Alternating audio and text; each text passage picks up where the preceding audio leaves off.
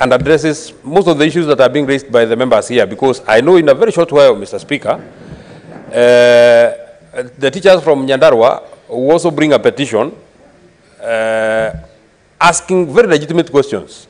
Just now, the senator who just sat down was giving an example of 2 schools in the same wards, but one are getting hardship allowance, the other ones are not getting hardship allowance.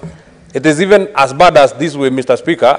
A school in Daragwa, a secondary school that was born out of a primary school, they share the same land, they share the same title, they share the same fence, but the teachers of the secondary school qualify for hardship allowance. Those ones of the primary school do not qualify for the, for hardship allowance. Mr. Speaker, then, if that is not the injustice that we want to cure with this kind of a petition, I would not understand how this one shall be addressed. And I would want to even take it further, Mr. Speaker, that in terms of classification of schools, Mr. Speaker, some schools find themselves geographically in one area, and in terms of the zoning by the Ministry of Education, they are in a different area, Mr. Speaker.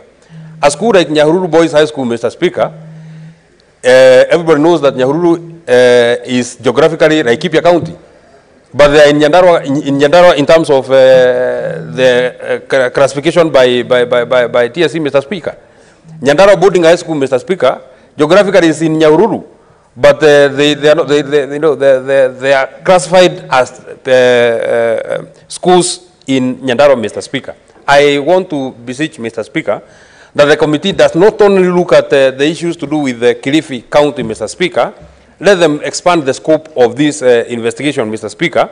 Let them get to understand how and why very dry areas of Nyandarua in Daragwa, teachers who are in very advanced conditions in some places in Nyandarua, in some places in Laikipia, in some places in Kakamega, and many other places, Mr. Speaker, they do not qualify for hardship, where they are just, next door neighbors qualify for hardship, Mr. Speaker.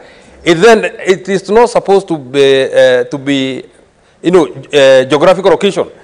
There is some person that is in Kitui, there is some person that is in Marsabit, that enjoys, that lives in a better condition than a person in a very dry place in Nyandarua, just because Nyandarua produces the highest, is the biggest producer of potatoes, Mr. Speaker, does not necessarily mean that every place of Nyandarua is agricultural. There are some places that are so dry, Mr. Speaker, and this injustice must be looked into. I thank you very much, Mr. Speaker. I'm afraid we've expended the 30 minutes allowable under Standing Order 237, and therefore, pursuant to Standing Order 238(1), the petition should be committed to the relevant standing committee for its consideration. In this case, I direct that the same be committed to the Standing Committee on Education. In terms of Standing Order 238(2), the committee is required in not more than 60 calendar days from the time of reading this prayer to respond to the petitioner by way of a report addressed to the petitioner and laid on the table of the Senate. Next order. Order number 5, papers. Chairperson, Standing Committee on Finance and Budget.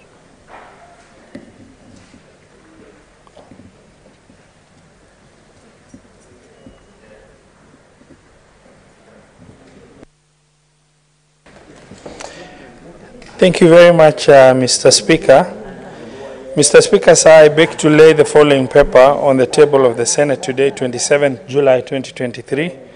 Report of the Standing Committee on Finance and Budget on the County Government Equitable Share Cash Disbursement Schedule for Financial Year 2023-2024. Next order.